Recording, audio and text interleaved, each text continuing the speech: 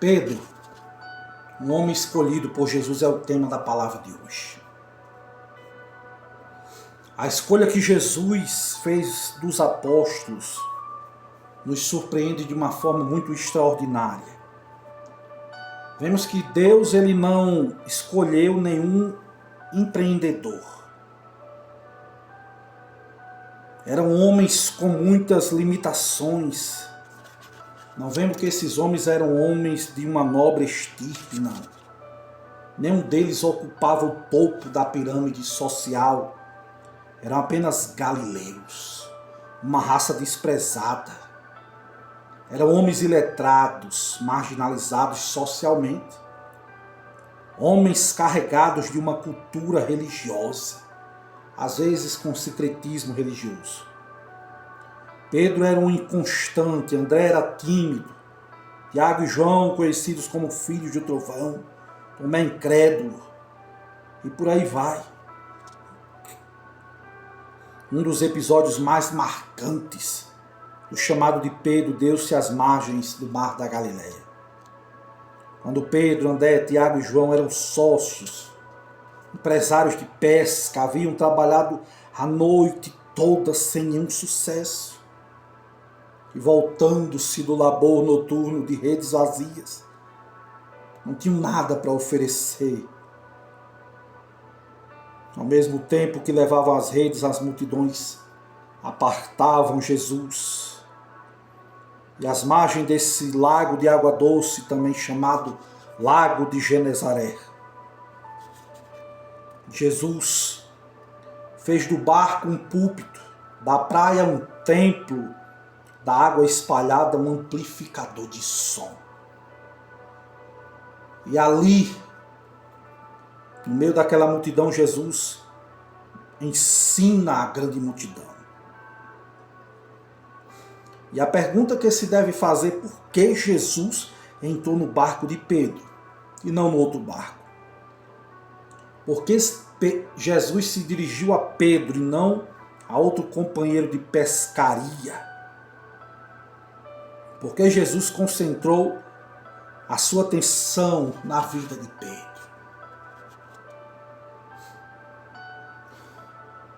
A verdade é que depois que Jesus despediu a multidão, dirigiu-se a Pedro, dando-lhe uma ordem, dizendo: vai para mais dentro do lago, em Lucas 5, e lança as vossas redes novamente. A ordem era para Pedro, mas as redes eram de todos. A ordem foi a Pedro, mas a pescaria era de todos. Havia naquele propósito específico de trabalhar na vida de Pedro, que era um experiente pescador, conhecia de tudo. Ali era o seu território mais conhecido, era o campo onde ele tirava o seu sustento. E Pedro garante a Jesus que o mar não estava para peixe. Pedro apresenta diante de Jesus uma lógica fria, uma experiência madura, sua certeza experimental, mas ao mesmo tempo expressa sua convicção de total impossibilidade de êxito, movido por uma fé robusta. E ele diz: mas por causa da tua palavra eu vou lançar as redes. Pedro oscila entre a realidade desanimadora da expectativa frustrante e a fé vitoriosa. Pedro oscila entre a improbabilidade do esforço e a manifestação do poder de Jesus. Ao mesmo tempo que diz que a pescaria já havia sido feita sem nenhum resultado, ele se dispõe a agir novamente. Pedro é esse homem que, como um pêndulo, vai de um extremo a outro. Pedro, então, depois daquela pescaria, ele deixa o mar, o barco, as redes, os peixes, os sócios e corre ao encontro de Jesus, se prostra aos pés de Jesus, depois de puxar as redes cheias de peixe. Pedro diz: afasta-te de mim, Senhor, porque eu sou um homem pecador. Pedro reconhece que Jesus é Deus, que ele não passa de um miserável pecador, que não tem direito de estar ao lado de Jesus. Pedro sabe que Jesus é mais do que um mestre, é mais do que um homem, é alguém que tem poder para fazer milagres. Mas Jesus não se afasta de Pedro, mas o atrai ainda mais e diz para ele não temer. O mesmo Jesus que ordenou para Pedro lançar as redes ao mar, agora pesca Pedro com a rede da graça. O mesmo Jesus que manifesta o seu poder na pesca maravilhosa, agora vai atrás de Pedro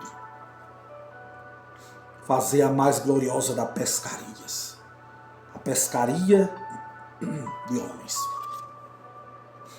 Jesus, em vez de ir embora, convoca Pedro para um novo desafio, uma nova empreitada, e ele disse: não temas, Pedro, de agora em diante eu vou fazer você um pescador de homens. Pedro não era um pescador de homens, nem se tornou por si mesmo, não. Foi Jesus que fez isso na vida de Pedro. É Jesus quem capacita o homem a ser um instrumento eficaz e levar outros homens aos pés dele. Pedro deveria usar toda a sua experiência de pescador para um outro negócio. Pescar homens é o mais importante, é o mais urgente, o mais sublime trabalho que se pode fazer na terra. Este trabalho tem consequências eternas.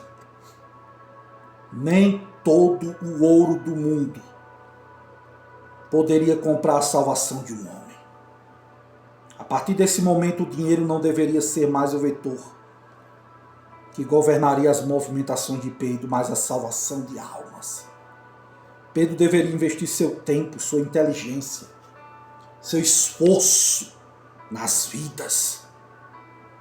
Pedro foi transformado em pescador de homens. Sua empresa de pescaria fechou, os seus barcos foram arrastados para a praia. As suas redes foram aposentadas, um novo empreendimento foi iniciado. Uma nova frente de trabalho foi aberta. Um novo negócio foi inaugurado. Eu farei de vocês pescadores de homens, foram as palavras de Jesus. E de fato, Pedro vai ser preparado para atuar como um pescador de homens, para lançar a rede do Evangelho, para levar as multidões para Cristo. Ele é o grande pregador, um líder cheio do Espírito Santo. Pedro não foi apenas salvo por Jesus, mas também transformado em discípulo, em apóstolo dele. Pedro tornou-se um dos apóstolos mais próximos de Jesus. Junto com Tiago e João, Pedro formou o grupo dos discípulos que desfrutaram de maior intimidade com Jesus. Essa é a verdade. Somente Pedro, Tiago e João entraram na casa de Jairo. Somente eles três subiram no monte da transfiguração e viram Jesus sendo transfigurado. Somente Pedro, Tiago e João desfrutaram do momento mais crucial da vida de Jesus, do Getsêmani. Pedro, Tiago e João viram como ninguém o poder de Jesus sobre a morte na casa de Jairo. A glória de Jesus no monte, viram a agonia de Jesus no Getsêmani. Que palavra extraordinária! É a palavra labraito do nosso Deus. possamos receber esta palavra em nome de Jesus. Amém.